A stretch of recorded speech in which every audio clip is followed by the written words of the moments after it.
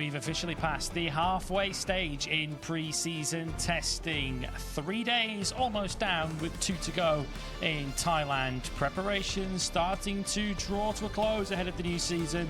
Who's looking prepared and who could do with a little more time before they really race with the lights on bright in Thailand in a few weeks' time. Lewis Sotheby and Elliot York are with you in the studio. Jack Appleyard will be joining us a little bit later on too to give us his analysis. He'll also be in pit lane to give us some of the very latest on the ground reaction here from Sepang. Very, very interesting day where we're starting to get some clear ideas as to how the pecking order lies ahead of the new season. We've got Kiko Giles also in Barcelona later on, who will be linking up with us as well. But Elliot, it has been a fascinating day after we were all a little bit frustrated and felt a little shortchanged by the testing we saw yesterday because of the weather.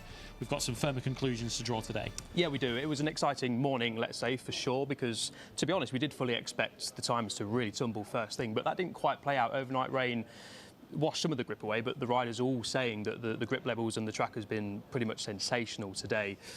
Well into the 156s, only a tenth or so off Pecco Bagnaio's all-time lap records. Alex Marquez setting the fastest time of the test so far, and I imagine that will stay that way. But yeah, plenty to go off today. Obviously, it started spitting a little bit earlier on, but no such issues for the riders to head back out. We've got a few riders still currently circulating, so yeah, a decent final day and plenty of talking points obviously emerging from the final day, the last 3 days heading to Thailand in a couple of weeks. Yeah, we've currently got Frankie Morbidelli, Maverick Vinales, Johan Zarco and the 2 Pramac Yamahas out on circuit lapping behind us. And you may have noticed, yes, the Yamahas were back on track today. We'll cover that story at length a little bit later on in the show. But as we speak now, it was certainly a day where Ducati looked like they were flexing their muscles a touch, in particular Alex Marquez. Absolutely, yeah. We did expect coming to Sepang, so like Alex Marquez and Ducati stranglehold in the last couple of years. Malaysian GP winner last year, of course, he loves this place and he's going to end the 3 days on top. But we were obviously asking questions, as everyone was. Have the chasers been able to catch up to Ducati? As things stand, Ducati still have that edge, it feels. But as we say, this circuit is tailor-made for Ducati, tailor-made for Alex Marquez as well. But the sprint simulations that we've seen so far, there's been around about 7 or 8. The top 3 Ducatis, Alex Marquez, Pecco Bagnaia and Marc Marquez, the reigning world champion, have all done sprint simulations, and all of them are quite a lot quicker than the rest of them. So, as you say, Ducati flexing their muscles a little bit on the final day here. Been far from a straightforward day, though, for Marc Marquez. He did have his first crash of the 2026 season, which you will see shortly. Went down at turn 1. Ducati have been trying to make some clear decisions today in terms of their aerodynamics for the new season, in terms of which direction they're going to go. In particular, the front aero. It looks as if they're, by large part, decided on the side aero, many going for the 2026 iteration of it. But we've seen the 2025 aero, we've seen the 2024 aero on the front of the Ducatis today. We've not seen really the 2026 aero at all, so it looks like that's been parked and maybe rediscovered or retested in around about a week and a half's time in Thailand. Well, Jack Appleyard is down at Ducati. We've been keeping a very close eye on the world champions so far in this test as they try to look for some answers. Jack, are they any closer to finding them? Yes, I think so. By and large, I think Ducati would put it down as a successful test. Marc Marquez, of course, on the show yesterday mentioned 4 different aero combinations that they were going to be assessing during the course of the day, and I think they've narrowed it down to 2 now, sticking with what they know in terms of the 2025 aero, or making that subtle change by adding the slightly redesigned 2026 side fairings to the 2025 front aero. I don't think there's an exact decision yet, but Marc Marquez, who's still lapping at the moment, has the 2025 aero that he, of course, was able to run quite supremely last year on both bikes at the moment. That may be an indication of which way he is leaning. In terms of his lap times, yes, Marc Marquez did have a crash, a very small one, a very slow one. At turn 1, he was able to pick the bike up and get going straight away without any issues whatsoever. I think what is worth noting is Marc Marquez was able to dip into the 156s on 2 separate occasions, and he did so around an hour and a half later better than what the rest of the field were able to do. The track temperature would have been way hotter. It would have been way more challenging for him to get into those 56s, but he was able to do it nonetheless in those slightly hotter temperatures around midday. When it comes to Pecco Bagnaia, well, the big question is, has he rediscovered his mojo? And from what he's been saying, from the aura he's been putting off through interviews with us and various other media outlets that are here, it seems as though he doesn't want to get carried away, but Pecco, can we very cautiously say, might be back. There's been plenty of false dawns, but although the bike itself may look very similar by the time we go racing in Buriram, they have taken a step, Ducati, most notably with this redesigned and much improved hull shot device and ride height device. A couple of very eagle-eyed opposition factory members are out on track and had noted that the Ducatis, the 2026 ones, with this new ride height device, are quite obviously much lower, and as a result, you look at the speed traps, they have just a little bit on everybody else. So clearly Gigi and the Bologna factory's work over the winter months have allowed them to find a little bit on acceleration and top end speed with that improved ride height device. But as you can see behind me, it has been hard work for the Ducati riders. They're still out there now with Marc Marquez. Pecco Bagnaia, as you can see, is done with his underpants and socks here. Thank goodness for all of you at home that this vision is just screen and there's no smell vision, because it's not particularly pleasant after 3 days of riding in the Malaysian heat. Thank goodness they're not jacks as well. Yeah, you do says you don't get the true insight into the Sepang test from us here on After the Flag. Thanks so much for the moment, Jack. We'll rejoin you in a moment when he'll be down at Gresini. But yes, Ducati across the various guises and various specs that we saw from them today, all looking very, very good. One line on that Marc Marquez crash that you just saw at turn 1 from the CCTV cam, you would have noticed that he was remounting on the bike with the engine not running. He will not be allowed to do that this season. Rule change over the winter if you have potentially missed it. If you crash now in MotoGP, Moto2 or Moto3 and your engine stops running, you are not allowed to bump start it on the track. You have to take it to the service road, not to endanger yourself or the marshals. So Marc Marquez did get a little bit of a minor telling off for that, to be reminded not to do that when the Grand Prix action starts in Thailand. But it's interesting looking at Ducati as a whole, looking at the decisions they've made. And we spoke yesterday with Jack about them trying to improve upon seemingly perfection. Once again, they've brought a brand new aero package to the bike, front aero. Doesn't appear as if any of their riders are particularly enamoured with it. No, look, we were talking yesterday and this morning, big news really coming into the day regarding Ducati was what aero are they going to choose in terms of the spec. Now this morning I went out and tried to have a good look. You can see Marc getting on his bike here, but Pecco, Didier and Alex Marquez were all working hard on that 24 front aero anyway, and Marc was on the 2025 aero, and it sounds like they've not quite made a decision yet, which was, to be honest, Marc was saying on day 1 and on day 2, intrigued to see what he has to say at the end of day 3, whether or not what aero they're going to go with. A crucial decision that he wanted Marc Marquez to be done before they head to Thailand so they can try and work on other things, getting base setting with the bike and work towards the Grand Prix. Yeah, we'll hear from Alex Marquez a little bit later on. I caught it with him shortly before we came on the air. You'll hear that interview over the course of the show, our Sepang test leader. But before we hear from him, we're going to catch a word now with his team boss, Michele Messini, who I guess would have been a little unsure as to what to expect from this Sepang test, given they only had one rider, of course, to test with Fermin Aldeguer still injured. We're still awaiting potential news on his return. Maybe we'll get some in this upcoming interview. But Jack is down in pit lane once again. He's moved next door from the factory Ducati squad to Gresini, and he's with Michele Messini. Yeah, I am indeed. After what appears as though a very successful, test-topping lap time, a 1:56.4 early today from Alex Marquez. Michele, you must be pleased with that. He was fastest here in Malaysia at the opening pre-season test last year, and we all know what kind of a 2025 he had. So what a way to start the new season. Yes, overall a really good and strong first test of the season, and I think the priority was to try and find already the feeling, the pace with the MotoGP bike here in Sepang. Quite happy with Alex because stronger in the fastest lap, also in the pace during the sprint simulation.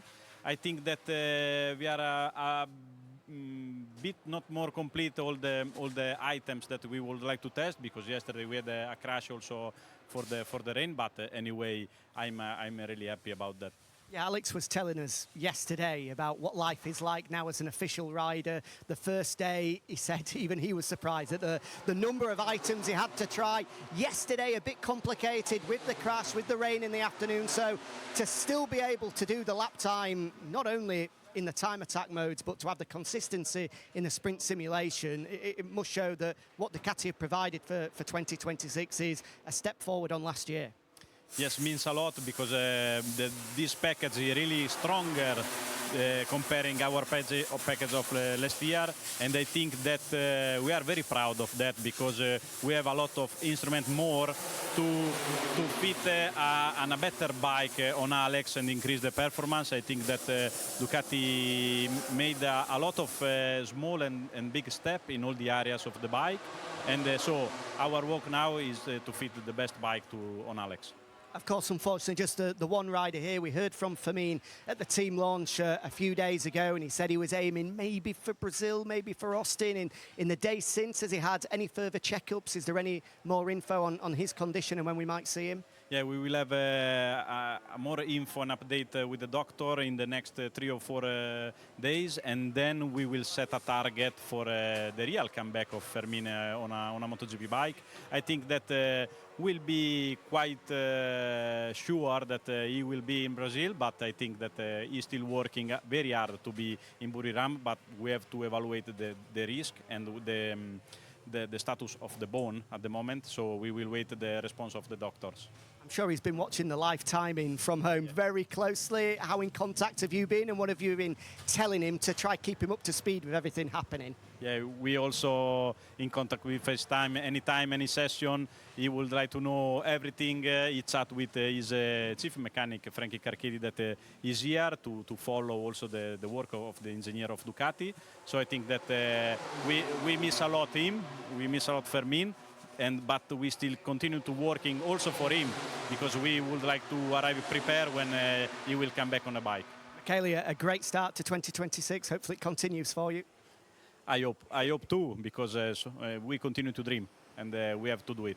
Thanks, Michele. So there we go, Gresini Racing. As we said, this time last year, topped this opening test of the season, and we all know what happened in 2025, but Ducati have definitely taken a step, and you have to give huge credit to Alex Marquez, despite yesterday speaking about the fact that he feels so much more underprepared compared to last year, when all he had to do was focus on the setting of the bike rather than trying any parts. He's still able to go out today and get to within a tenth of a second of the all-time lap record, and be the fastest man on sprint simulation as well. We knew he loved this place, but maybe not as much as he's gone out and proved today. Yeah, he really does love the Sepang International Circuit. Grand Prix winner here last year, sprint winner a couple of years prior to that. Thanks, Jack, for the moment. Yeah, Alex Marquez elevated himself to a level that we hadn't seen from him before in MotoGP last season, and I guess many were asking the question, in fact I asked Alex himself this question at the season launch in Kuala Lumpur last week, as to how he improves on that. What does improvement ultimately look like for Alex Marquez this year? Well, I think he's got to, first and foremost, fight for more victories. He fought for as many as he could last year and was the standout second rider, of course, after Marc Marquez. But I would say to challenge, we assume, obviously, Marc is going to be the one to beat coming in as world champion. I think challenge him more regularly for race wins, Grand Prix wins, and try and take the title fight for as long as possible. At the moment, Alex Marquez looks like the rider to beat, but as we've mentioned, he loves this place. A Grand Prix winner here last year, but it's obviously a different kind of pre-season for Alex, but he's taken it in his stride. The team have as well. It's probably helped, not that he'd not want Firmin here, but obviously every single bit of focus for Gresini Racing this test has been on Alex Marquez's side, which, you know, has probably helped Alex. Like I say, he doesn't want his teammate to be injured and would rather Firmin on circuit. But I think for Alex to take a step forward this year, be a little bit closer to Marc on a more regular basis, I think. Yeah, he seems to be really thriving on that extra responsibility. Well, shortly before I made up my way to the studio to speak to all of you, I spoke to Alex Marquez. Let's hear what the Sepang test leader had to say. Fastest overall here in Sepang. How would you sum up your day?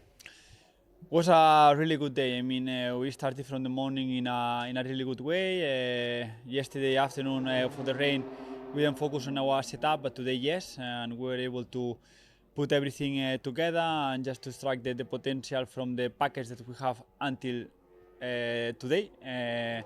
For sure, in Thailand, still we have a few things to try and try to improve, but today I think we struck the potential. We were able to make just not one fast lap, especially also the sprint simulation was quite good, making some mistakes, but from riding style, something that I should improve. But for the rest, I was able to be quite constant and finish in a good lap time. So yeah, we'll try in Thailand to make one step more, but overall I'm quite happy. We know through the test that the Ducati riders have been trying to make a decision on the direction for the aerodynamics. Have you made a decision? Are you satisfied with that decision? And what is that decision? Still I think we have some margin to try a few things in Thailand, so still is not close. Today the aero that I use it more or less not during all the day, but more often the day was my one from last year, so the 24 I would say like this, and yeah, I use that because I know better that aero and I know have more feeling. So for that reason, but still few things to try, as I said, and few things to understand well the things.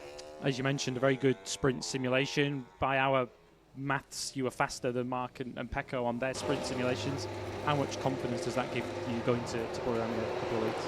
Always give to you, especially after all the winter, you always have that butterface on the stomach, knowing I will have still the speed, I will have still the confidence, the rhythm and all that. So I'm more happy for that than seeing me on the screens, So just I did a few mistakes during all that sprint simulation, going wide on turn one a few times. So still a few things that I can improve from riding style, but with the bike I felt really good on that sprint simulation. I was able to push until the end. So I think we have a good package, but we need to confirm the things on Thailand. Speed is definitely there. We'll see you in Thailand. Thank you. Thank you. Yeah, speed is definitely there. Very well said. Alex Marquez, quickest overall, although during that interview, that nearly got rendered out of date because Marco Bezzecchi came very close to beating him. Bezzecchi's gone second on a 156.5, the first 156 an Aprilia has ever done around the Sepang International Circuit, as we're into happy hour, as some often called it, the last hour of the test, where some potentially throw in a soft tyre. So for Alex Marquez then, super strong here. I guess we do, as Jack pointed out, have to, cool the jets somewhat, because this is a very, very strong Alex Marquez circuit. And he pointed out there that perhaps the decision 90% there on the aero, but I guess as the role of a factory rider, he's almost obligated to potentially revisit that in Buriram. Yeah, but I do think, judging from what we saw this morning, Pecco was also on the 24 spec aero, let's call it, that is the direction Ducati are leaning in. As we mentioned, the 26 front aero anyway didn't make an appearance today from what we've all seen. So it's between the 25 and 24 aero. Of course, they're trying to basically fix perfection, which they found in 2024. Pecco won the title. Jorge Martin won the title. Pecco was alongside Jorge, arguably the most dominant force MotoGP has seen in a while in terms of bike and machine. So it's no real surprise, really, that they've gone back to trying to search for that feeling. We know from the front end, Pecco and Fabio Di Giannantonio last year really struggled to find that feeling. Sounds like from what they've both said, they've found that. Of course, Alex was riding the GP24 last year and got on well with that. So no surprise, really, that's the direction they're taking. Intrigued to hear Pecco and Mark and Digia to hear what they say about that aero and what direction they're looking at for Thailand. Headlines certainly made up to this point, with around about 11 minutes of this test to go by Ducati.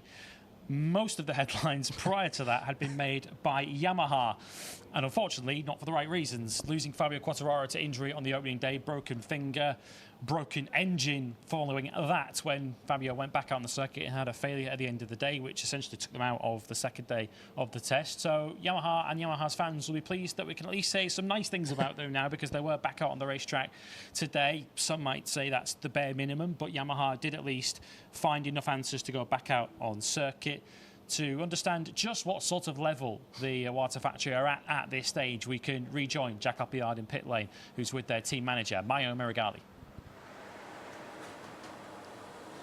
Yeah, we're supposed to be with Maio Merigali, but as you can see behind me, Alex Rins, when he came to speak to us about half an hour ago, did confirm he would be back out for a sprint simulation. Work still ongoing for Yamaha, which I think everybody can understand. They're going to be working right up until the very last moment with just 10 minutes remaining. Given the lost track time yesterday, they have to make the most of every last second. In fact, Maio might be with us in just a moment. In the meantime, I can tell you what Alex had to say when he came to speak to us earlier, and he was confident in the fact that Yamaha, despite saying today that they needed to limit the number of laps because they wanted to take a cautious approach before they can do a full evaluation going into the next couple of days and week leading up to Buriram, he was still able to set a pretty competitive lap time today in a 57.5. The huge area of concern is still the power of the Yamaha V4 M1, because in comparison to the other manufacturers, they are on average around 10 kilometers an hour adrift of the rivals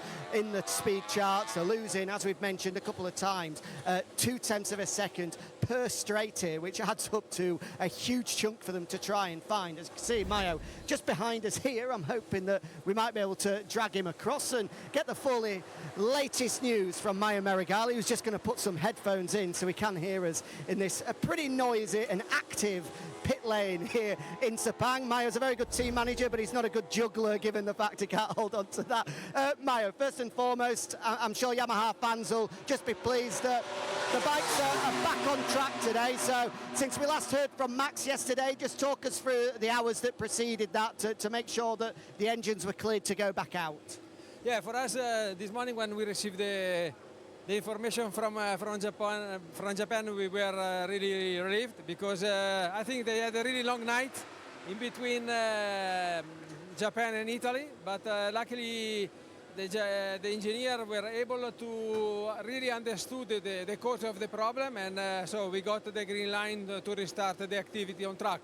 How big of a problem was it in the end that they were able to find, and how many changes will they have to make to the engine to make sure that we don't see similar things happening again? More than big, was really unexpected and unknown. So a problem that we never had, and for them was really important to understand. And yeah, luckily they were able, and we are just finishing the test. Just watch your back with Alex about to come out behind us. For the riders in particular, how difficult was that conversation yesterday to tell them that they couldn't go out? At the end, they had to accept. Yeah, we had the same feeling because, as you can imagine, we had a long list of items to reevaluate. But at the end, it was a kind of safety decision, because this could really compromise maybe the safety, and then we will understand and agree. Honestly, we hoped that they could understand early, and maybe we could restart in the afternoon. But the most important thing is the problem partly it looks solved, and what we are not able to do here, we will for sure do in Buriram in a few weeks. Just finally, it's a question that has been asked on social media a lot. I've seen from Yamaha fans, from Fabio Quartararo fans. We know he's got a big decision to make with regards to next year. How do you think yesterday will have impacted that decision? I don't think that yesterday is impacting any decision. We were just waiting because we always said that the discussion could start after this test. We had to postpone the discussion to the next one. Thank you, Maio, and I see Alex is going to be back out in a second, so hopefully it's a fast one. Thank you.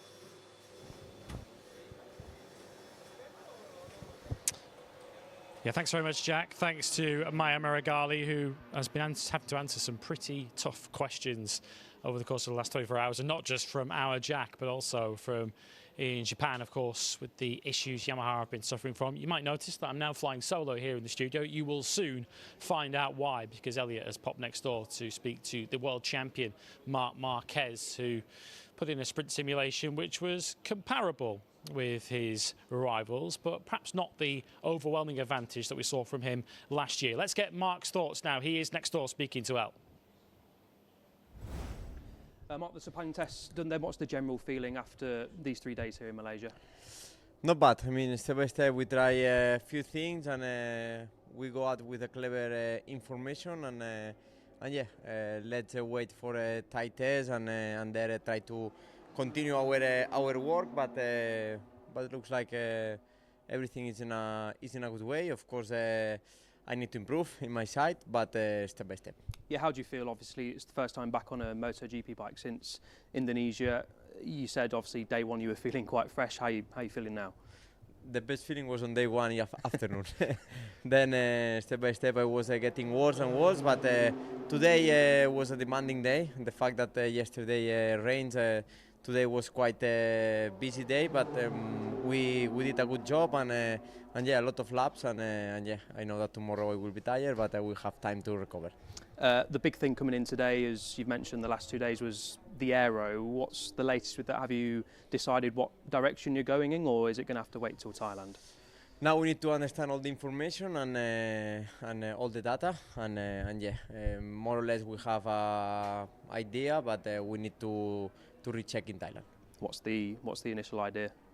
I don't know. Sorry. No, it's okay. In Thailand, what's the main objective then? Obviously 2 days and then a quick turnaround to the Grand Prix. So heading to the Thai test, what's you thinking?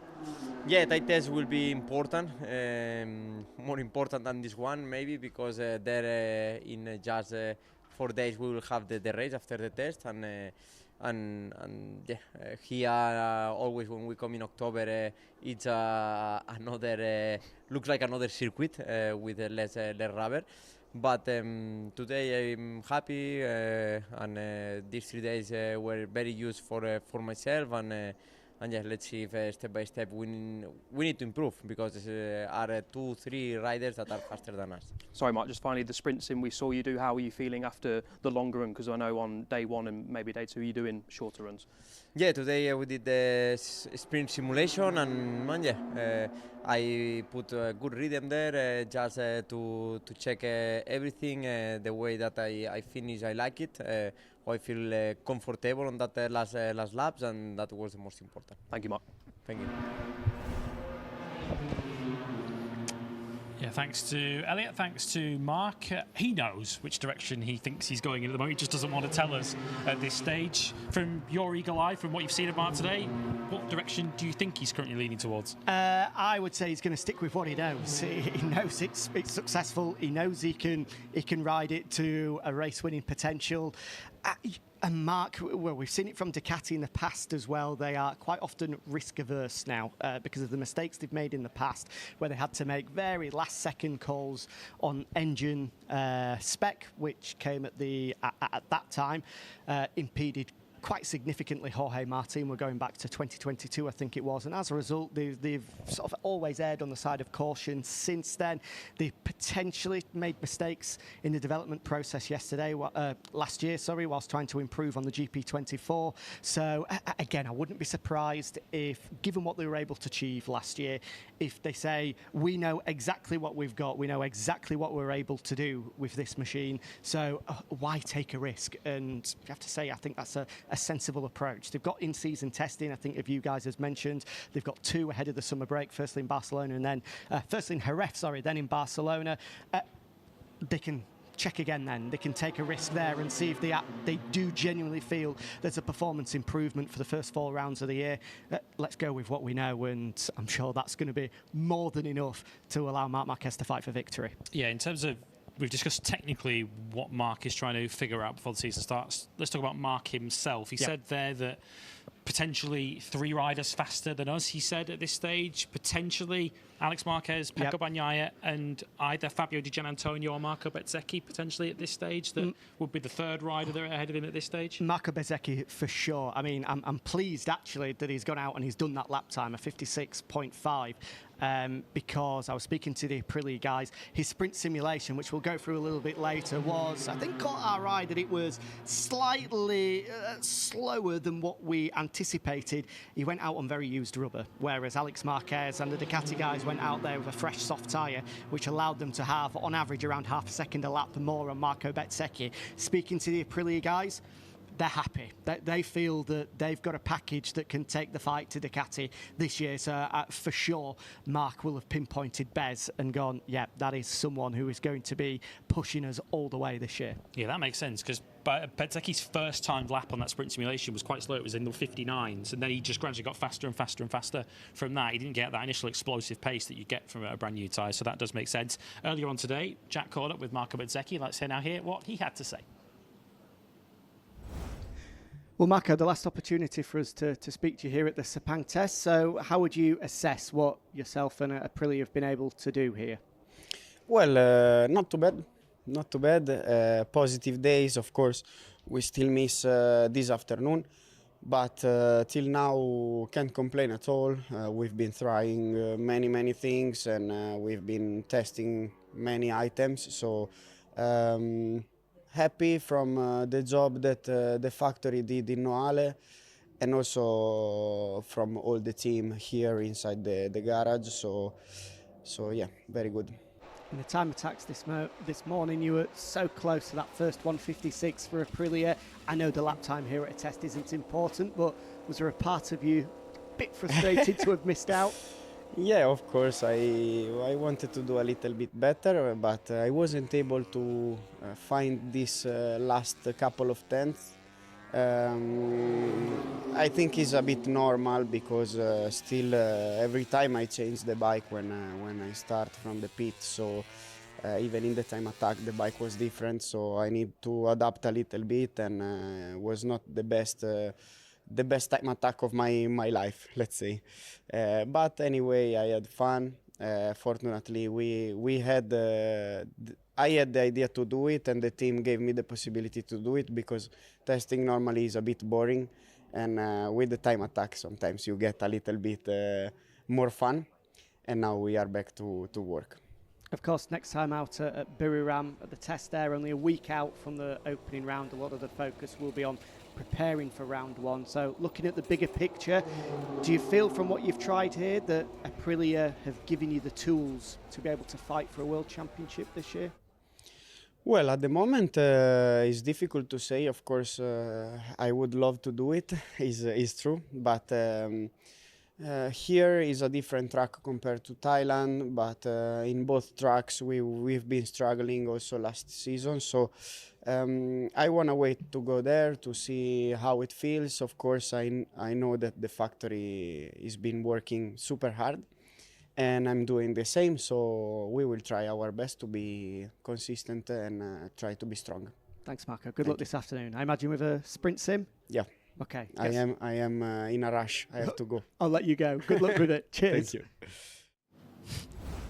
Yeah, he was in a rush, and he's been in a rush since then as well. Marco Bezzecchi putting in that 156.5 following that test. And I guess from an Aprilia point of view and from neutrals looking at Aprilia, this circuit is a little bit of an acid test for them, so to be competitive here must bode well. Yeah, to be a tenth of a second adrift of Alex Marquez, 2/10 of a second adrift of the fastest ever lap here, Aprilia will be very happy walking away. And they've made decisions as well. He's done his sprint simulation, his time attacks today with that new porcupine rear seat attachment, answers on a postcard, whatever we're going to call it. The 10 different sort of spikes that come out of it across the board. Ralph Fernandez, Ayagura and Marco Bezzecchi seem to have settled on that. So it's a complete package. Aprilia are going to Buriram knowing what they've got, knowing they can be competitive. The Noale factory, we knew it at the end of last year that they'd taken great strides. They've taken yet another one. They're in the position to fight for the World Championship, but it's easier said than done going out and actually doing it.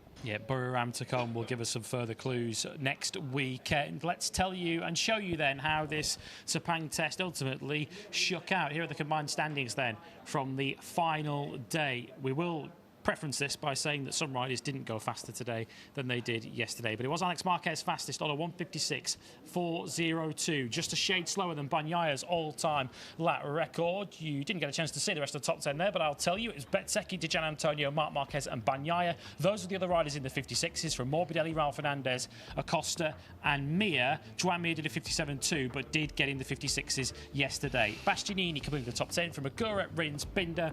Quieter day today from Maverick Vinales. Vinales, he was 14th ahead of Gian Zarco, Luca Marini. Jack Miller first at the Pramac Yamahas ahead of his teammate Topak Razgatioglu. Diogo Moreira put in a 58.4 today. He was ahead of Lorenzo Savadori, Augusto Fernandez. No time set, Andrea Dovizioso didn't run today, neither did Ducati test rider Michele Pirro. So that is the story of the Sepang test. Ducati from Aprilia by a 10th of a second. Alex Marquez a 10th clear of the Italian. Fabio Di Gianantonio, I guess, is one of the unknowns ever so slightly, because he was the rider at the Chapin who did not put in a sprint simulation, at least until the time he came on air.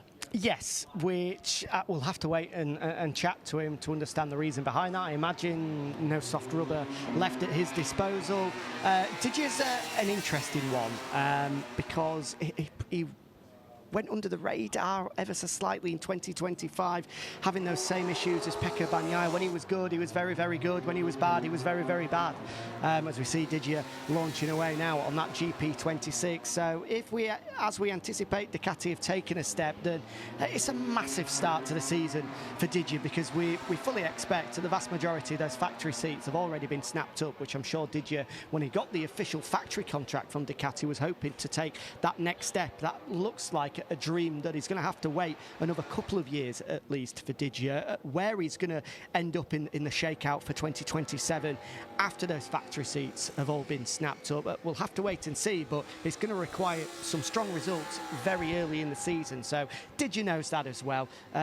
He's a great personality. He works tirelessly away from the circuit to make sure that he has himself prepared. And you have to say, looking at the standings, although more often than not he is pretty strong here at the opening pre-season test at Sepang, there are some positive signs that Didier can be up there competing in 2026. For Ducati riders looking particularly good at the top of the standings, Alex Marquez, Marc Marquez, who we've heard from, Fabio Di Gianantonio. Let's pick up on the fourth of them, who you were discussing earlier on in pit lane, Pecco Bagnaia. There have been false storms through last season. I don't think we're going to go quite as far just yet to say Pecco is back, but Pecco is definitely better. I'm itching to, absolutely itching to, but I've said it a number of times. Last year we thought it was the case in Japan, we thought it was the case when we came here around 2-3 weeks after that. Yeah, we'll just have to wait and see with Pecco Bagnaia. We know that this is a circuit that he's been really competitive at, one of his favoured circuits, some great results, some great lap times down the years. So we would expect him to be up there despite everything that he's been through. But in terms of what he's been saying to the media, there's none of that negativity. There's been no mention of that sort of ghost-like front end that left him feeling he didn't know when the front was going to fold, where the edge of the limit was. He has some kind of control and feel over the front of the bike now, which you have to say is a huge step forward. But there are bigger questions and bigger challenges to come for Pecco Bagnaia, where we'll start to get proper answers to that big question of yours. Frankie Morbidelli, as you can see now with his practice start, Morbidelli 6th at the end of play today. He's of course now on that Ducati GP25. How is he going to take this challenge on? Because of course it's a huge season for Frankie Morbidelli too, on a bike that got mixed reviews last year. Yes, and I think we're already starting to see the signs of Frankie starting to catch a little bit of GP25 fever, where some of the comments he were making yesterday in particular were very similar to those of Pecco Bagnaia and Fabio Di Gianantonio throughout parts of last season.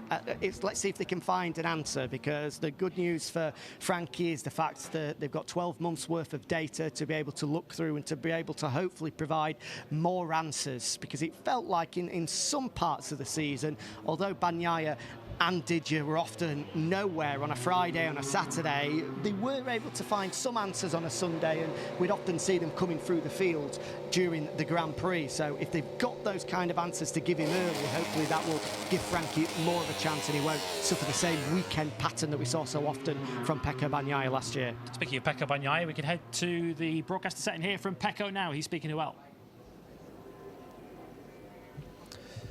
Back at the end of 3 busy days here in Sepang, what's the general feeling after it's all done? Positive. Honestly, we worked well. We tested the things in a good way, and finally when I did the simulation of the sprint, I was very happy because I was able to remain in constant. I just lost a bit of time in the last 3 laps, and I already asked to the team to say to me what I did wrong to lose that amount of time. But I'm quite sure that we did a very good job, and all the things we tried are already more or less decided. So in Thailand we will have more clear ideas. In the sprint simulation, compared to the Malaysian Grand Prix of last year, I know different conditions, different times of year. Much faster. But how did you feel? Much faster, yes, but how did you feel? Last year, it's true that I won, but I was struggling quite a bit last year here. I was out in Q2 of the first 10 in the first day, then I did a pole position, but with a not very fast lap. Then the sprint race was fast, but not that fast. So here I was more comfortable on my bike. I was riding smoother, and was easier for me to remain in constant with the lap times. But the condition was incredible, and more the time was going, the more was better. So we just decided to do the simulation in the more difficult moment with the temperature, but was decided to have the worst condition. In any case, super happy with the job done. You'd mentioned the parts you were trying. You've found a direction. You think the main one was the aero. All 4 GP26 riders were trying different things today. What's the direction you believe is the best one? It's a mix. It's a mix of new fairings. It's an update from the 25, but similar. So it's not already decided, but I think if we were doing the race tomorrow, I was deciding to go with the spec I was using in the simulation. Is that the 24 front wings and a change to the side fairings? More or less, yes. Looking ahead to Thailand, what's the main objective to get out of that? Obviously, a quick turnaround from test to Grand Prix. Is it more about focusing on yourself and base settings, let's say? Thailand will be super important. Last year was a nightmare for me, so it's important to start well on the test. Going working well, but not that much. Using the base we had here, and try already to set some performance for the race weekend. You won't like the last question, Pekka, but I've got to ask, obviously, lots of rumours about future. I think Alex has said he's got to make a decision before the first race. Lots of other riders have said that as well. What's your position as things stand? What can you tell us? We are more or less on the same boat. In the table in front of me, I have great opportunities, and I will decide very soon. Thank you, Pekka. Grazie. So he does have options. Wasn't exactly going to expand on what those were. Just in general, across a variety of topics there for Pekka Bagnaia. When we think back to this time last year, when he was still essentially testing on the Friday of the first Grand Prix in Buriram, the haunted Bagnaia of last year looks to be a thing of the past. One of the riders who might be looking to challenge the Ducati this year is Pedro Acosta of KTM. Let's hear from Pedro now without... Pedro, Sepang test done. You've been positive the last 2 days. What's the feeling on day 3? Quite happy. I have to back check again 2 chassis in the morning, and maybe this caused me don't be as fast as I wanted with the new tires. But anyway, quite convinced of what is the bike that I want for Thailand test. Also some long runs to understand how we compare other brands. For this was quite a productive day. Obviously, a big thing for KTM last year was the rear tyre drop. Have you made a step with that, and how big of a step have you made over the last 3 days? Yeah, looks like it's coming better. Everything become more stable, and you don't have a lot of surprise. It's true that there's still things in the bike that we have to fix and understand where are coming from. But to be honest, I think it was a really productive 3 days of testing. Ahead of Thailand, then, what's the main objective? Is it you say you've pretty much got the 26 package sorted, so is it more about yourself and the feeling with the bike instead of testing? Yeah, I mean, now should be the plan is to create just the speed, trying to be in a good paces, being fast also in one lap, and try to improve as I feel in the bike. But at the moment, I have quite clear the package that we need. A really good 3 days then here, would you say? Yeah, I will say 6 out of 10. Not too bad. Pedro, see you in Thailand. Thank you. That good, Pedro, that good. 6 out of 10 then for Pedro Acosta. I mean, from what we saw, his sprint simulation was okay, but certainly not Ducati beating. So how do we reflect on Pedro? Because clearly Pedro reflects on it in sort of lukewarm sentiment. Yeah, KTM have taken a step. The problem is, so has everybody else. So it feels as though the balance of power is pretty much as it was at the end of last year, for the moment anyway. Once they fine-tune the items, maybe someone is able to take a little bit step closer to the front. But it feels as though all manufacturers, Yamaha aside, who are their own separate story at the moment, given the infancy of the V4 project, all four have moved in one direction and are going to be faster than they were last year. But as a result of that, there's going to be a feeling for Acosta, who we know is so desperate to win, so desperate to compete, and he'll feel as though we've improved, but not enough. I need more guys. He'll always, as a personality, you can just tell he's always desperate for more. And right now, the step that they've taken is certainly something and worth praising, but it's not enough to take Pedro to the point where he feels he can compete for a championship. Yeah, or a Grand Prix victory, which he's fed up of being asked about when he's going to take that first Grand Prix victory. Let's move on to Honda then, who have been one of the stories of pre-season, for stories on track and stories off it, of course, because they're looking to recruit some star riders for the future, which we'll get into shortly. Are they also in a similar boat to KTM in some respects, in that Honda have clearly made a step forward, but I guess they're being reminded today of still how many steps they need to take? They're still part way on that journey to getting to where they want to be. Yeah, you have to look big picture, which often is difficult to do in MotoGP. We've got such short-termism, and one rider's the best in the world one weekend, suddenly he's going to be on the scrap heap the next weekend. But look at where Honda were 2 years ago. They were rock bottom of the Constructors' Championship. It was the worst Premier Class season in the history of the company, a very proud company that's got a lot of history when it comes to winning championships and winning races. They've come a long way since then, and they're at a point now at the end of last year where they can compete for podiums. I think they will once again be in that mix to compete for podiums, and may well be able to, like they were last year with Johan Zarco, but I think in dry conditions as well, compete for race victories if conditions and everything comes together in the perfect world. So you have to be pleased with the work they've done. The bike is much better. It has once again taken a step forward. The riders are happy. They're all saying it's the best MotoGP bike they've ever been provided by Honda. So what more can you want? In MotoGP, overnight, over the winter months, you're not going to be able to find a second and suddenly go from finishing just inside the top 10 to winning every single race. It doesn't work like that. You have to take baby steps and slowly but surely get yourself to the front. And Honda have taken another step closer to the front, but not enough to be able to be competing for a championship. Yeah, perhaps that opportunity will come in 2027. We will discuss that shortly. But how does their team manager, Alberto Puig, think their 2026 challenger is shaping up ahead of the new season? Jack caught up with him a little bit earlier on today. Alberto, thank you for joining us here in Sepang on the back of what has seemingly been a successful test for Honda throughout the shakedown and the official test as well. How would you evaluate what Honda have been able to achieve? Well, we are very pleased because, I mean, we made a big progress on the machine, and we've been working in many small details that make a final good result. So it has not been a revolution of the bike, but it has been an improvement in the areas that we knew exactly that we need to improve. Not massive, but small things that make the final result is quite big. I mean, the bike is working well. We are more happy now with the engine performance. The bike itself is also better. It's lighter. I mean, we are pleased, and the most important thing is that the rider is more happy. I can tell you that the target is to win as soon as possible, clearly. Honda making big headlines on the track. There's a lot of talk off track at the moment with regards to 2027.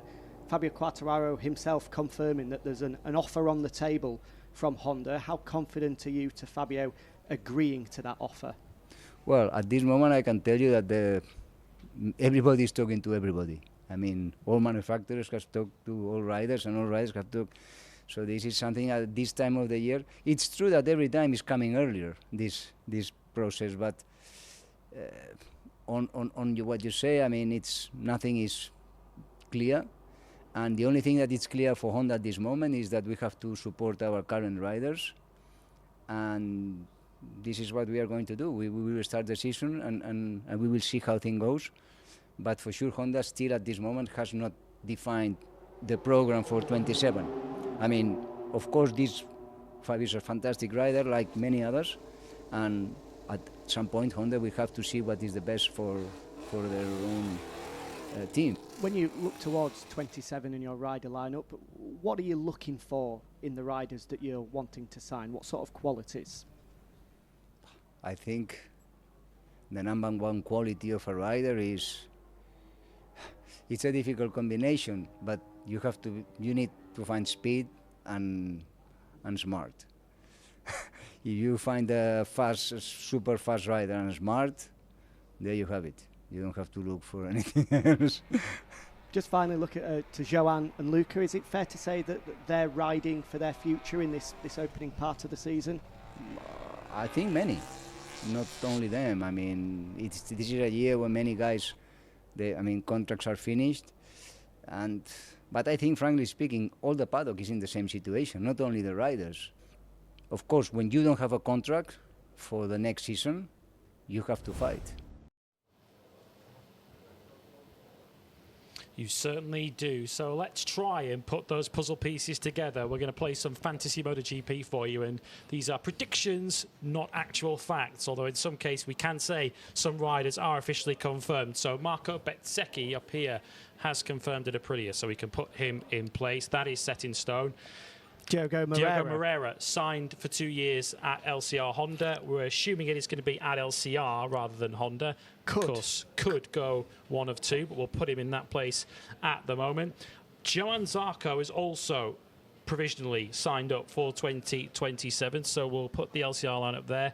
I say provisionally because, of course, Miguel Oliveira did have a contract for 2026. He's riding in World Superbikes. So at the moment, that is set in stone, along with Toprak Razgatlioglu, who has a Yamaha contract. He's currently at Pramac, so he could go in either one of these two positions. As it stands at the moment, he's a Pramac rider. So where do we want to use as our starting point? I guess the one who seems the most likely to be confirmed next is this man, the world champion Marc Marquez. Can we consider this a surefire bet that he stays here? Yes, that'll be the next domino to fall. I've got no doubt about that, from Mark speaking himself, and then Davide Tardozzi, even Mauro Grassilli today saying, yes, there are some complications when it comes to getting the deal signed, but I'd be shocked if we don't see Mark continuing in red. The big question, whether it's a 1-year deal or a 2-year deal. And who his teammate will be. At the moment, of course, it is Pecco Bagnaia, but there are strong reports that Pedro Acosta right here could be plugged in as the teammate to Marc Marquez at the factory Ducati team. Just how strong does that look? Yeah, incredibly strong. Two huge talents, the present and the future of MotoGP. It's going to be interesting in how they manage the dynamic of two huge personalities, arguably the two biggest in the sport, in the same box together. If it happens, it will be box office, it will be Hollywood, it will be worth tuning in for. Yep, strong reports that are putting Pedro Acosta potentially in a Ducati seat for next season, not confirmed at the moment. There was a series of rumours that were leaked, a series of reports. The next one involving this man, Fabio Quartararo, currently the factory Yamaha lead rider, but the strong reports are that he's going to switch to the other Japanese brand and move across to Honda. Yeah, and as a result of that, his place will be taken, allegedly, by Jorge Martin, making a switch from Aprilia to Yamaha. Honda tried to get him last year, but Aprilia wouldn't allow him out of his contract. Now that he's a free man at the end of the year, Yamaha have allegedly signed him up. The most interesting one, where we go from here. In fact, let's cover off the rumours of ones that we think are pretty much going to be set in stone. Maverick Vinales, currently at Tech Trois. Highly likely he gets the promotion up to the factory squad to replace Pedro Acosta. Strong reports as well that after a great 2025 that saw him finish runner-up in the World Championship, Alex Marquez worthy of a factory seat. Seems as though he's got one at KTM next year. So the collateral damage, I guess, from this, if it is Marc Marquez and Pedro Acosta, is what does that mean for the two-time MotoGP world champion? Pecco Bagnaia, who we do believe has factory offers. He said there himself he has some very good options. What are those options?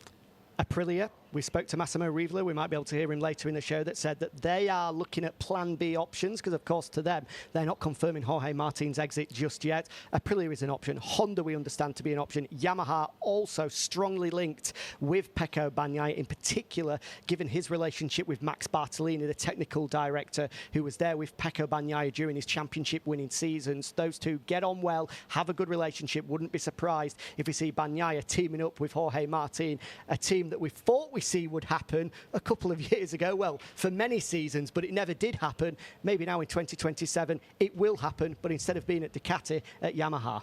So the factory seats then, Ducati, Marquez and Acosta, we think. So who joins Marco Bezzecchi at Aprilia if Jorge Martin does indeed leave? Two names currently linked, one of which you can understand in Raul Fernandez, the current Trackhouse rider. Given his end to the season, I think it's highly likely that we'll see him on an Aprilia next year. Another name linked is Enea Bastianini. When the talk came about Jorge Martin potentially leaving halfway through last year, Bastianini's name, given his difficulties with KTM so far, was a name that was strongly linked with Aprilia. Maybe those talks will reignite and we might see Bastianini moving across to the Italian factory. So we'll put Bastianini up here at the moment. He's a potential option for Aprilia, which leaves the final seats at Honda alongside Fabio Quartararo. Do they go experienced or do they go for youth?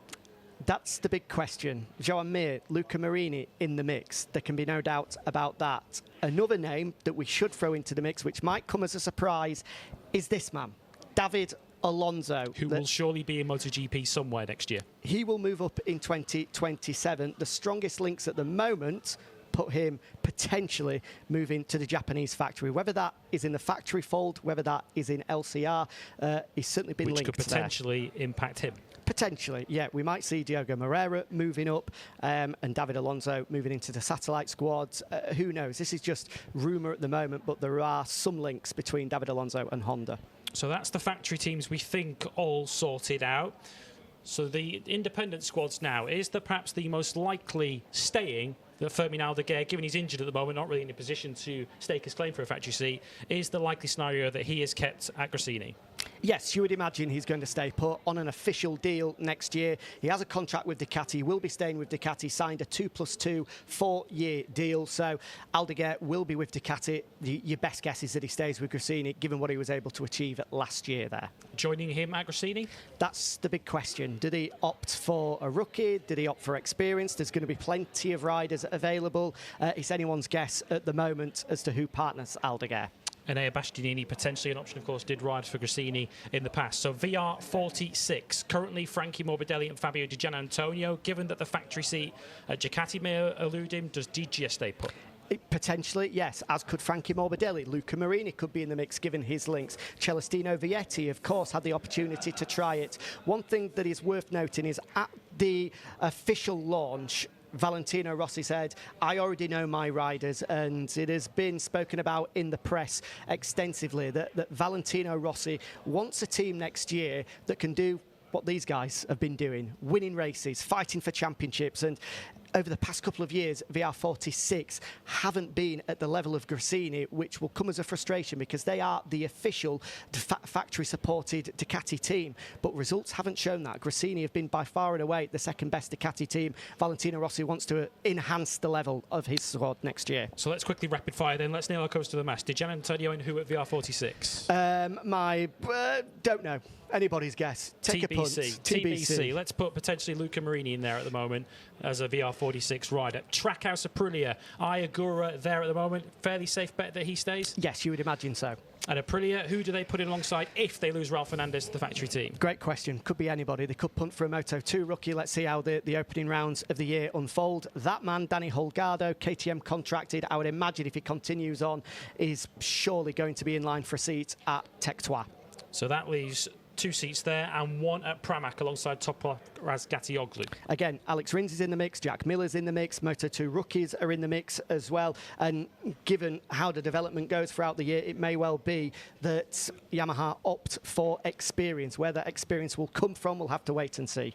Yeah, the experience form would come in the form of Jack Miller. They could potentially opt for a Moto2 surprise. Remember, they've got a Moto2 team, Ethan Guevara, part of that squad. If he has a very good 2026, then who knows, maybe he could be in line for a move up to the factory team. Another name to throw into the mix as well, World Superbike surprise, Nicolo Buliga will be testing Ducati's 850 throughout the course of this year. He'll put himself in a pole position to maybe move. It would be there to maybe move up to the MotoGP grid next year, as we anticipate a World Superbike champion if he's to continue his performances there now that Toprak Razgatlioglu has joined MotoGP. So we have 2 seats open, Trackhouse and Tech 3. They potentially may be the last to be sewn up, but we've done our best to try and shed some light on what is a very murky 2027 picture, playing some fantasy MotoGP. If you're a fan and you're heading to Kuala Lumpur at the weekend for the MotoGP season launch, here's what you have in store.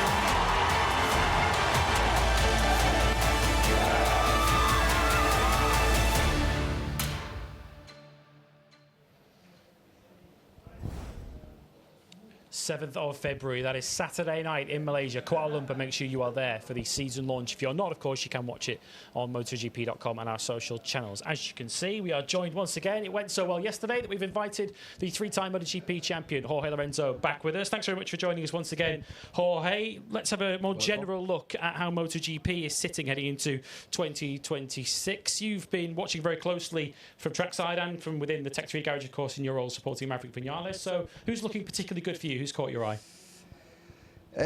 Well, unfortunately, looks like Ducati make a clearly step forward, a strong step forward. Looking at the track in the corners, you can see that the Ducati is so smooth, so electrical, especially in the exit of the corners. They are so smooth in the maximum angle with 20% of the throttle, but also when they pick up, they keep this smoothness for very long. Instead, the other bikes looks a little bit more nervous, especially our bike still is a little bit picky in that area. We need to improve that. But yeah, as you can see, Alex, Mark, Pecco, they make a sprint simulation so strong. But it's also one track. Maybe in another track we can be closer, and Aprilia can be closer, and it changed so much from track to track. But obviously, this start of the Ducati is quite strong. A lot has been made of Ducati's new ride height device. From watching trackside, you mentioned there that their ability to continue the drive phrase, to not lose any of that traction. Is it looking like that's having an impact? Well, as I could see, they improve in the rear device. The rear device now in the start, but also as well in the exit of the corners looks very down, super down, and this for sure helped the acceleration, not to wheelie.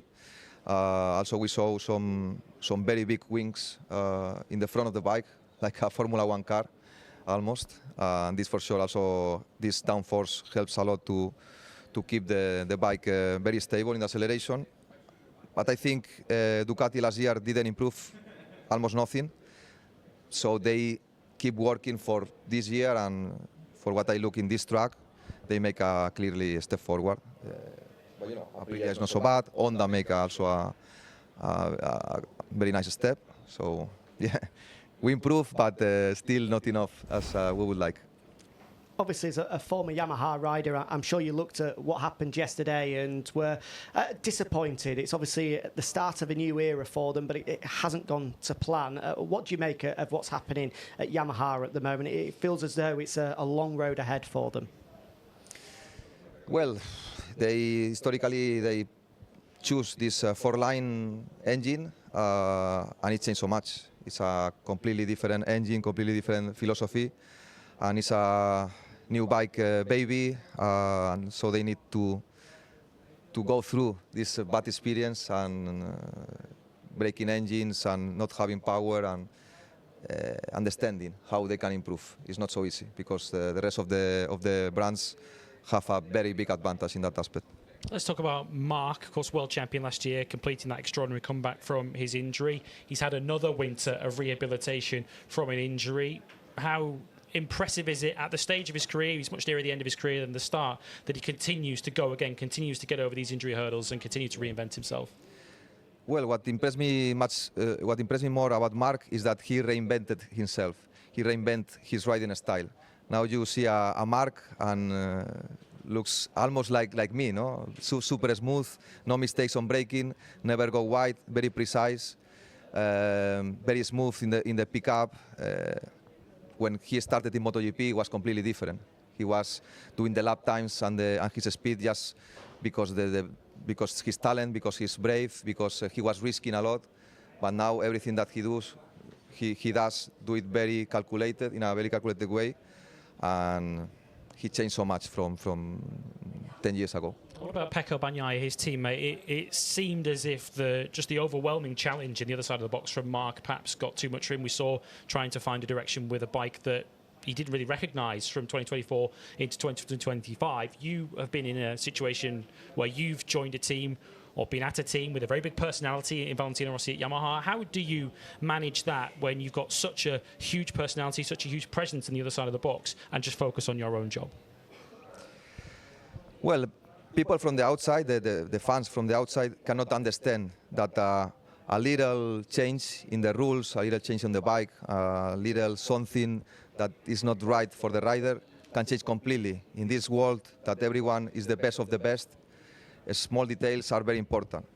I remember when I was in Yamaha in 2014, the previous year I was fighting with Mark for the championship. I was super strong, but they changed the rules. They put harder tires. They reduced the benzene for 2 liters, and the bike changed so much. Maybe from the outside nothing, but for me it changed so much, and my results were terrible at the beginning of the season. So Pecco still is a champion. He's unbelievable rider, super fast, super talented, super precise, and he didn't demonstrate that on the last year.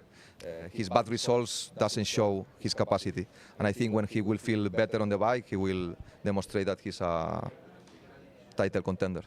For Pecco, coming back from last year and some of the results he had to do, it must have been mentally a huge blow. So from your experience, when you had bad moments in a season and you had to go away and have some time away, how did you go about resetting, and what do you think you would have done to try and put last year behind him and go full focus on this year? You mean Pecco? Yes. Well, I said to the press that, in my opinion, he needed to find something, someone to help him mentally, to do some tricks, to try something new, Because when you try something new, maybe 5 different new things, maybe you get one that is helping you. So you need to do something, when you are in a hard situation. This is what I did when I was in a very bad situation. I worked harder, and I was all the day thinking, what can I do better? Obviously, I have my opinion from the outside. I don't know exactly what Pecco is doing. Maybe he's already doing these kind of things. But from the outside, in my opinion, he needed to do something, but also a better feeling that probably is having now with the bike helps much more than what can you find outside the bike. We just heard from Pedro Acosta earlier in the show, and he rated this test as a 6 out of 10. It feels as though with Pedro, his ambition, his desire is so high, and at the moment KTM can't match that for him. How do you see him going into the new season? Well, Pedro is one of the chosen one of the top riders. His mentality is a winner mentality. He is not comfortable to finish second, to finish third. He wants to win, and for the moment, he thinks that the condition, the team, the bike that he has doesn't give him the tools enough to win. So now He will search for different way, try to win, and he's not happy. He make a similar lap time than us. Maverick is very strong, and Pedro is very strong. So at the moment, it's a great competition between the two, honestly. Because It's very equal level. Honda for so many years have been a powerhouse of MotoGP. You, of course, finished your MotoGP career with Honda. They've been in the doldrums for too long, I guess, by their standards. Are you seeing signs that they're starting to climb their way back up to the top again? Yes, a big step. For example, Aleix said that probably this bike is the best MotoGP bike that he ever ridden. We know that sometimes Aleix can be a little bit exaggerated, but for sure he feels something, and the results are there. No, Marini always strong in the top 5. Zarco is a little bit far, but Mir yesterday he was first. So if the bike is not competitive, you cannot go so quick. For sure, they try a simulation of the sprint and was not so strong like Ducati. For sure, the Ducati for the moment is a more easy bike for the rider to keep this speed for longer. I believe. We have 3 of us here previewing the new season. Shall we make it 4 and introduce the Moto2 world champion? Diogo Moreira is now going to join us. LCR Honda rookie. Come this way, Diogo, and stand just between myself and Jorge Lorenzo. Good, how are you? Good to see you. Diogo, talk us through your Sepang test, which I guess includes the shakedown and the test itself. How happy are you with it? Yeah, finally we finished. Because at the end was super long, no? We make a lot of laps and for me, the progression was super good. No, we need to keep learning for sure, but I think we are in a good way. No, now, for sure today we improve a lot in the afternoon. But yeah, we have a lot of work to do. For sure, Thailandia will be even better, so we need to keep like this now. We know you've been seeking a lot of advice ahead of your rookie season. We've got some footage here of you seeking some advice from someone very familiar. Have a look at this. No te cansas, con la lluvia. Con la café no te cansas nada, Se nota. Joder. Sí, puede ser. Pero bueno, llevabas 5 o 6 días, ¿no? Este es el quinto. Claro. Me queda uno más. ¿Y esa agujeta? Bastante.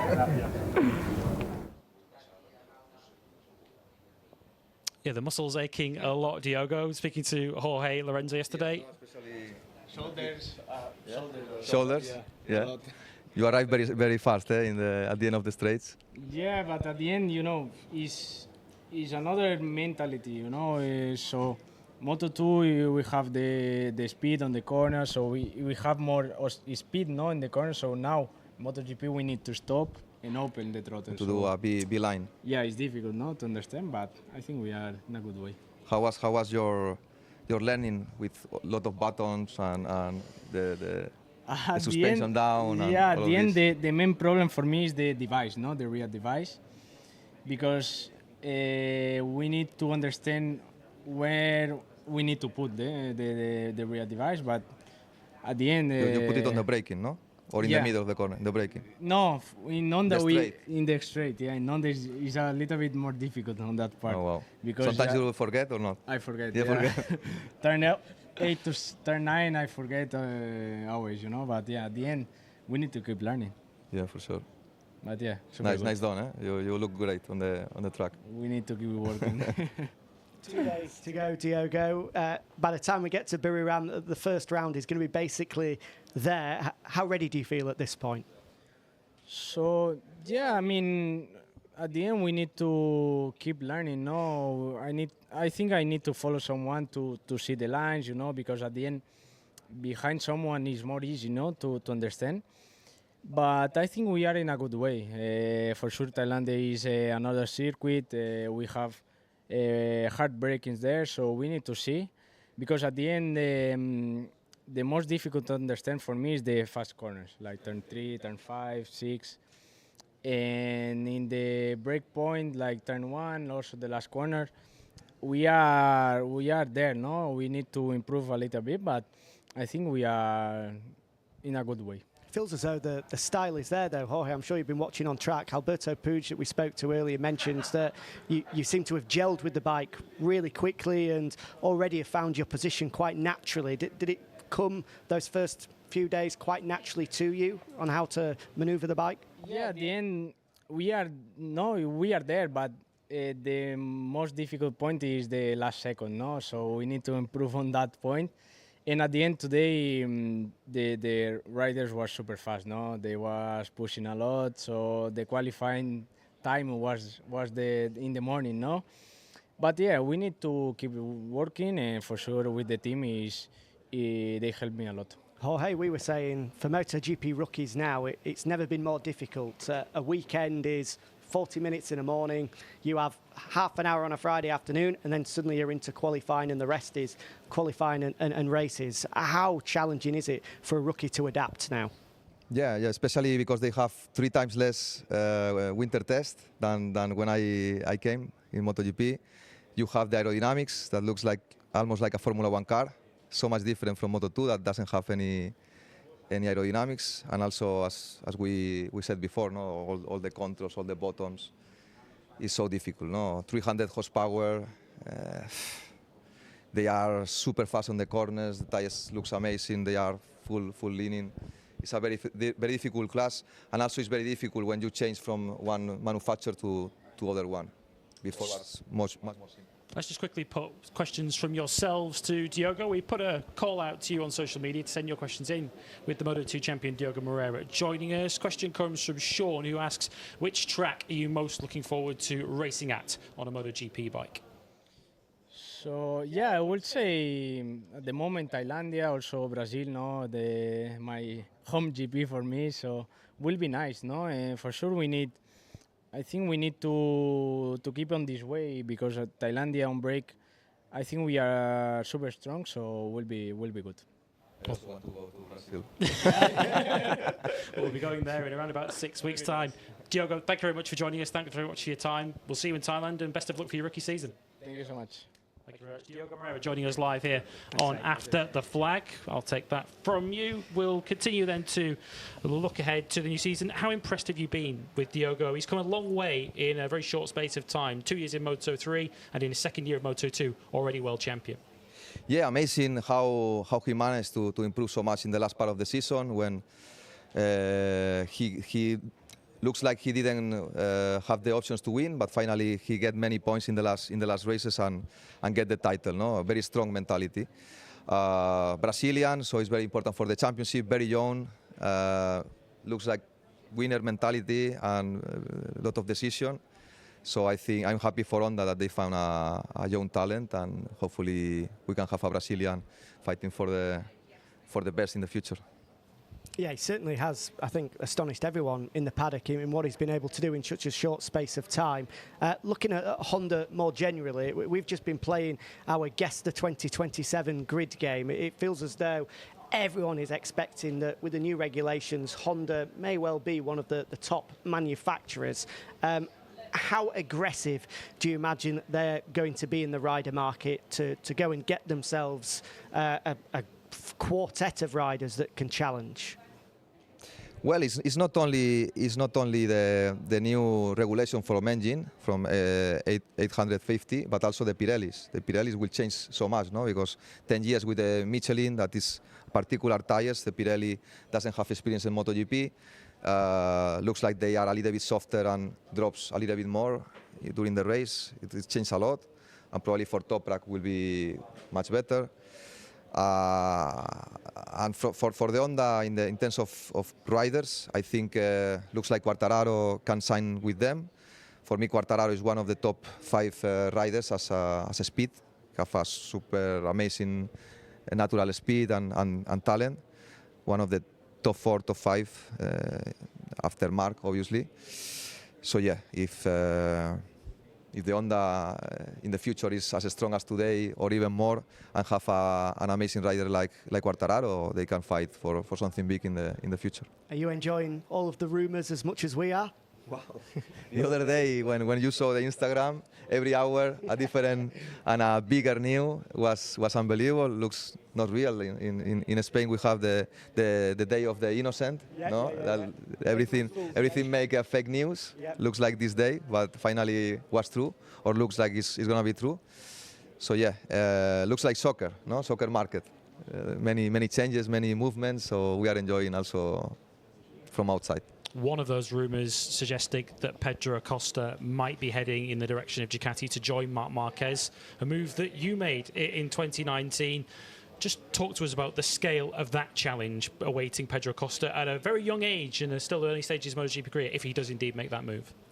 Wow, honestly, didn't expect that, because I thought Marc probably will push for his brother, Alex, or Ducati will prefer to give another chance to Pecco, who won 2 world titles for them.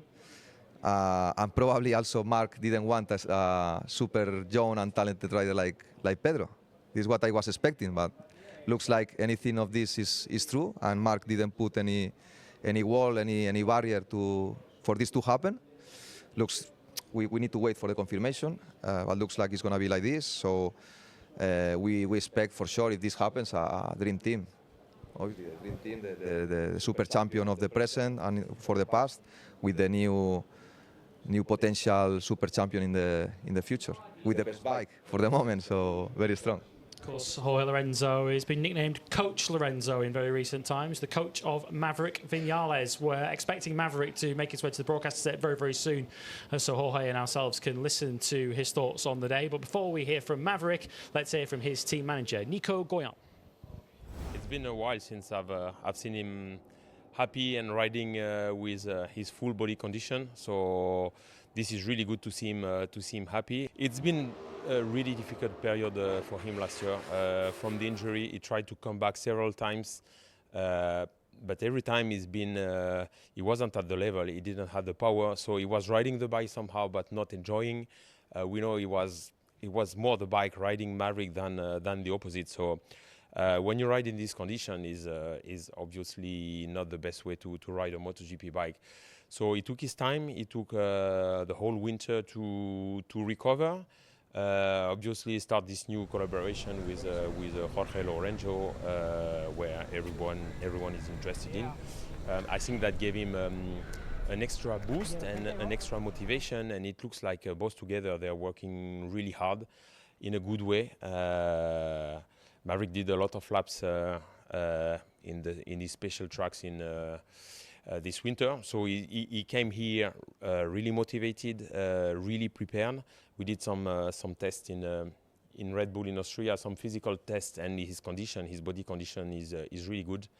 And this is, according to him, the first time that he's riding 100% since Sachsenring. So this is a really good news, and I think he's enjoying. And we know that a happy rider is a fast rider. You mentioned the partnership with Jorge Lorenzo. I think a lot of us were surprised at just how much time Jorge is spending in the box along with Maverick. How has he been fitting into the workflow that you guys have? Well, we are still discovering each other. We know Jorge for quite a long time, especially in Tech 3, being a partner with Yamaha and working alongside to Jorge all this year. We know each other very well. But I think his job is especially on track. So he advised Maverick on what he sees, the position on the bike, the position on track, the lines. So he works definitely with Maverick out of the garage and inside the garage. The crew is working as always. So we are still working all together, trying to understand where we can improve this actual setup, but so far it's working good. It's just the beginning. Let's see. But now we're all happy to see this these men happy. Yeah, so everyone happy at the moment at Tech 3. Spoke there about the physical condition that Maverick came back with in 2026, of course, after that injury that essentially wrote off the second half of last year. Just how pleased between yourselves and Maverick are you with the physical shape that he's coming to 2026 with? Very good. I'm very relieved to understand, especially after the second day when he wake up from his bedroom and he make like this and saw that the shoulder was okay after a strong MotoGP day. This was the most important, because without health, without physical condition, you cannot go fast. So big relief for him especially and for all the team. And for riding motorbikes, we can say that he will be 100%.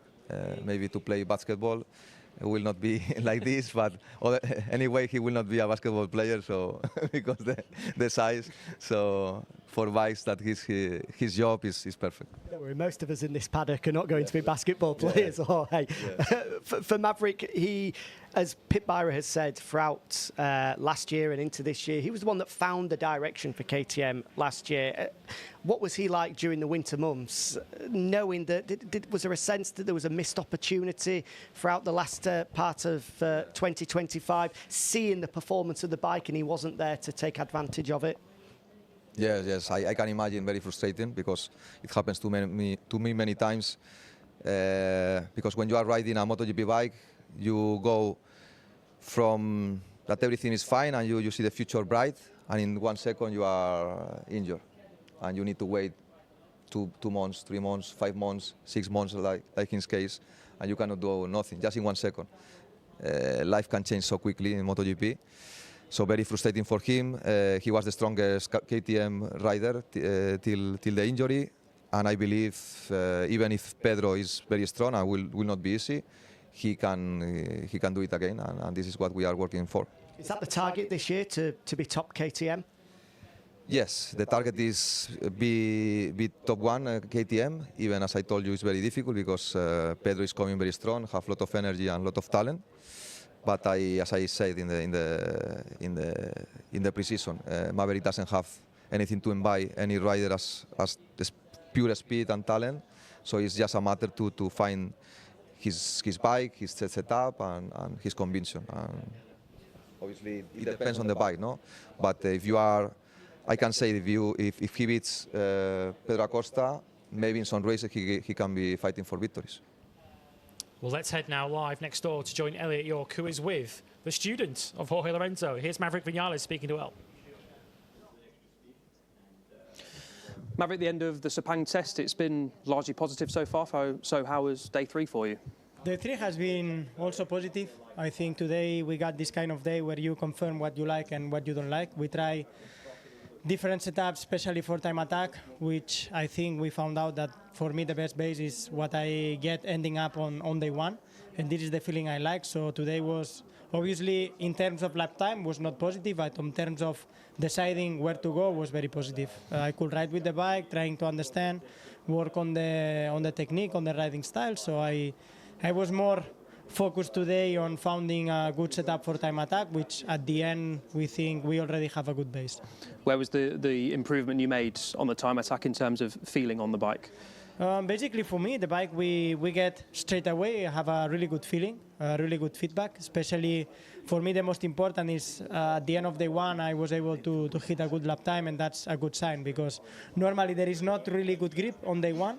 And if you have a bike that works without grip, it means that you can be competitive. So we will keep this bike. We will try to improve it in Thailand. And today we didn't have the chance.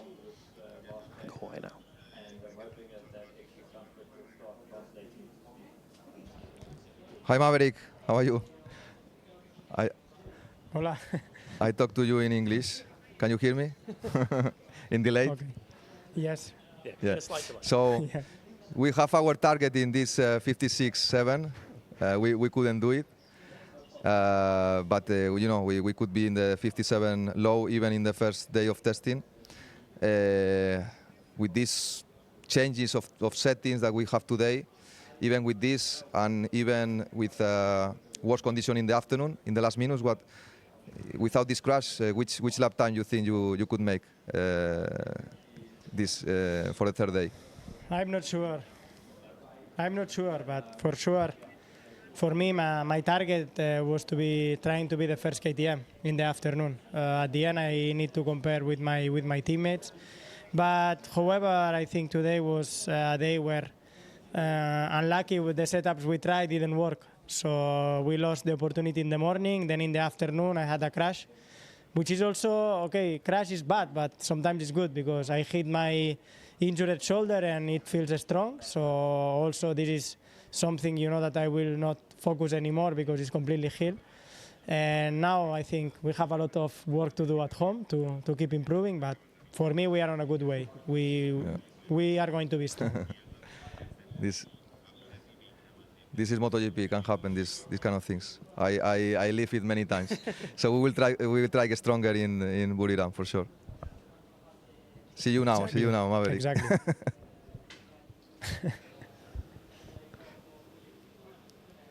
Thank you, Maverick. Thanks very much for joining us. Jorge, final thoughts then before we sign off as we look ahead to the Buriram test and the start of the new season. How excited should we all be for MotoGP in 2026? Well, very, very excited. I would like to take out some horsepower to Ducati bikes. So we will have even more show because now we have 3 or 4 Ducati super strong in this track at least. Honestly, I would like to take out some power to all the bikes, but not the KTM. But it's not possible. It's not possible. We need to try to improve a little bit, one last step to be there on the fight. But I'm sure it will arrive some circuits that the KTM is at the same level than the best or even the best bike. And in that moment, we will need to take profit of the opportunity and try to win the race. Well, thanks very much for joining us both yesterday and today. Your insight has been invaluable. We've loved your company, so thank you very much for joining us. Thanks very much to Jack as well, to Elliot and to Kiko for joining us as well. We will see you, of course, on Saturday night for the MotoGP season launch, social media, and of course on MotoGP.com. And then next Saturday and Sunday, the weekend before the first Grand Prix of the season, the Buriram test, the final clues before 2026 gets underway. From Sepang, from the three of us, it's goodbye.